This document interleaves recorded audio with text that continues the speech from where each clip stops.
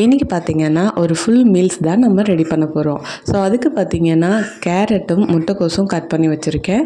அப்புறம் கொத்தவரங்காய் பொரியல் பண்ணலான்னு அதுவும் கட் பண்ணி வச்சுருக்கேன். அப்புறம் உருளைக்கிழங்கு இது வந்து கோகோனட் வந்து தேவைப்பட்டுச்சுன்னா போட்டுக்கலான்னு கட் பண்ணி வச்சுருக்கேன். அப்புறம் தக்காளி, கருவேப்பிலை, வெங்காயம். ஸோ இது எல்லாமே தாளிப்புக்காக நான் கட் பண்ணி வச்சுருக்கேன். ஸோ அவ்வளோதான், நம்ம எல்லாமே ரெடி பண்ணி வச்சுட்டு அதுக்கப்புறம் குக் பண்ண போகலாம். ஸோ இப்போ பார்த்திங்கன்னா இதில் துவரம்பருப்பு போட்டிருக்கேன், தண்ணி ஊற்றிருக்கேன், மஞ்சள் தூள், எண்ணெய் இது மட்டும் சேர்த்துருக்கேன். ஸோ இதை வந்து அப்படியே நான் குக் பண்ண போகிறேன். குக்கரில் விசில் போடல, மூடி போடல, அப்படியே நம்ம பாயில் பண்ணிவிட்டு அப்படியே வெந்ததுக்கப்புறம் விட்டுறோம். இதில் வேறு என்னென்ன சேர்த்துருக்கோம் அப்படின்னு பார்த்திங்கன்னா வெங்காயம் போட்டிருக்கேன், கருவேப்பிலை போட்டிருக்கேன், தக்காளி போட்டிருக்கேன்.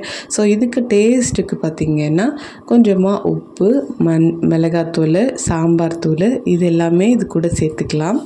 ஸோ அது சேர்த்துட்டு பார்த்திங்கன்னா அப்படியே நம்ம குக் பண்ண போகிறோம். ஸோ நம்ம ரொம்ப குக்கரில் வச்சு விசில் விட்டு எடுத்தோன்னா ரொம்ப நல்லா குழஞ்சிருது. ஸோ குழையாமல் அப்படியே நம்ம மலர்ந்த மாதிரி, அதாவது பருப்பு ஃபுல்லாக ஓப்பன் அந்த வேக்காடு மட்டும் விட்டு அடுப்பு ஆஃப் பண்ண போகிறேன். ஸோ இன்றைக்கி இந்த மாதிரி ட்ரை பண்ணி பார்க்கலாம். அவ்வளோதான். ஸோ நல்லா மிக்ஸ் பண்ணிவிட்டு நம்ம அப்படியே பாயில் ஆகட்டும் விட்டுடலாம். அதுக்குள்ளே பொரியல் ரெடி பண்ணிடலாம். அதில் எண்ணெய் ஊற்றி கடுகு, கருவேப்பிலை, வரமிளகாய் இதெல்லாம் சேர்த்துட்டு இதுக்கு தேவையான அளவு வந்து வெங்காயம் வந்து நம்ம சேர்த்துக்கலாம். ஸோ நம்ம பொரியல் செய்கிறோம் அப்படின்னாவே இதுக்கு இம்பார்ட்டண்ட் என்னென்னா ஆனியன் மட்டும்தான். ஸோ அது வந்து கொஞ்சம் டேஸ்ட் கொடுக்கும். இப்போ பார்த்திங்கன்னா கேரட்டும் முட்டைக்கோசு இது ரெண்டுமே இது கூட வந்து நான் ஆட் பண்ணிக்கிறேன். ஸோ இதை நல்லா குக் ஆகட்டும். குக் ஆனதுக்கப்புறம் நம்ம அடுத்த ப்ராசஸ் பார்த்துக்கலாம். ஸோ கொஞ்சம் குக் ஆகிடுச்சு. இப்போ பார்த்திங்கன்னா கொஞ்சமாக உப்பும் கொஞ்சமாக மஞ்சள் தூளும் போட்டுக்கிறேன். போட்டு இதை நல்லா மிக்ஸ் பண்ணி விட்டுடலாம்.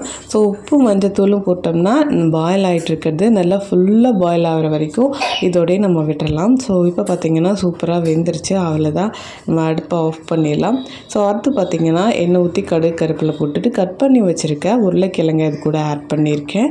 ஸோ உருளைக்கிழங்கு நல்லா வேகட்டும். ஸோ இதில் வேறு நான் எந்த ஸ்பைசஸும் வெங்காயம் கூட சேர்க்க கிடையாது. இந்த உருளைக்கிழங்கு மட்டும் கொஞ்சம் நல்லா குக் ஆகட்டும். உப்பு, மஞ்சத்தூள், வரமிளகாய் வந்து எப்போ போடணும், வரமிளகாய் தூள் எப்போ போடணும் அப்படின்னா இது ஃபுல்லாக இந்த மஞ்சள் தூள் உப்புலேயே நல்லா வெந்துடணும். ஸோ வெந்ததுக்கப்புறம் நம்ம கடைசியாக இறக்க போகிற டைமில் மிளகாத்தூள் போட்டுட்டு ஒரு 2 நிமிஷம் விட்டு இறக்குனா போதும். நல்லா டேஸ்டியான உருளைக்கிழங்கு ஃப்ரை வந்து ரெடி ஆயிரும். ஸோ இப்போ பார்த்திங்கன்னா இந்த ஸ்டேஜில் வந்து உருளைக்கிழங்கு நல்லா வெந்துருச்சு.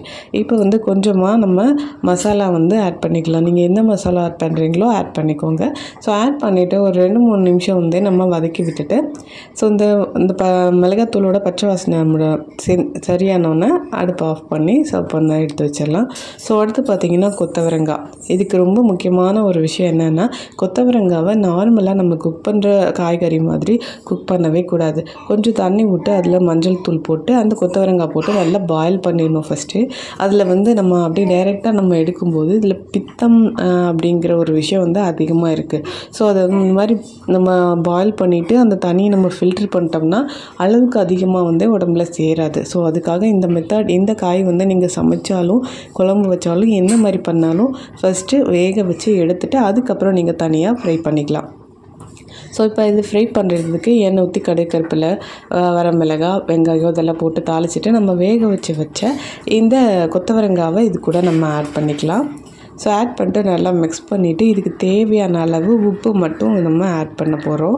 ஸோ வேறு எதுவும் சேர்த்த கிடையாது. உப்பு போட்டு நல்லா மிக்ஸ் பண்ணிவிட்டு இன்னும் 2 நிமிஷம், ஏன்னா ஆல்ரெடி நமக்கு வந்து கொத்தவரங்காய் வந்து நல்லா வெந்து தான் நமக்கு கிடச்சிருக்கு. ஸோ நம்ம இதை வந்து அந்த பாயில் மட்டும் இந்த நம்ம போட்டிருக்க அந்த இன்க்ரீடியன்ட்ஸ்லாம் நல்லா அது கூட மிக்ஸ் ஆகிற அளவுக்கு போட்டால் போதும். ஸோ அவ்வளோதான். அடுத்து பார்த்திங்கன்னா பால் வந்து நம்ம திரும்பி பார்க்கும்போது தான் கீழே பொங்கும். அது எப்பயுமே நடக்கிற ஒரு விஷயந்தான். ஸோ இப்போ பாலில் நம்ம பாயசம் பண்ண போகிறோம். என்ன பார்த்திங்கன்னா பால் மட்டுமே 1/2 லிட்டர் ஊற்றி அதில் சேமியா மட்டும் போட்டிருக்கேன். கூட எக்ஸ்ட்ரா இதுக்கு தேவைக்கேற்ப சர்க்கரை போட்டுக்கிறேன்.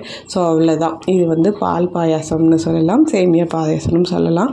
இதில் வந்து தண்ணி நான் சேர்க்க கிடையாது. 1/2 லிட்டர் பால் வந்து அப்படியே ஊற்றிட்டு பால் நல்லா கொதிச்சதுக்கப்புறம் நம்ம சேமியா போடுறோம். 2 நிமிஷத்தில் சேமியா வெந்துடும்.